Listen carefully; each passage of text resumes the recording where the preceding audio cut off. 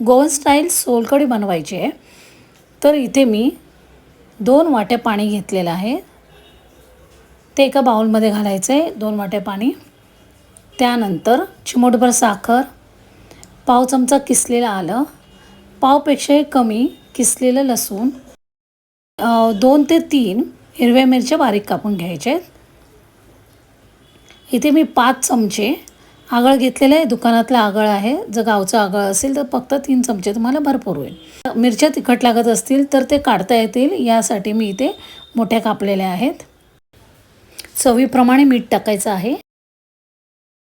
ढवळायचं आहे. पहिले चेक करायचं आहे काय काय आगळामध्ये मीठ असतं. आता कोथिंबीर घातली त्यामध्ये. सोलकढी तयार झालेली आहे. ही सोलकढी एकदम पचनास चांगली असते.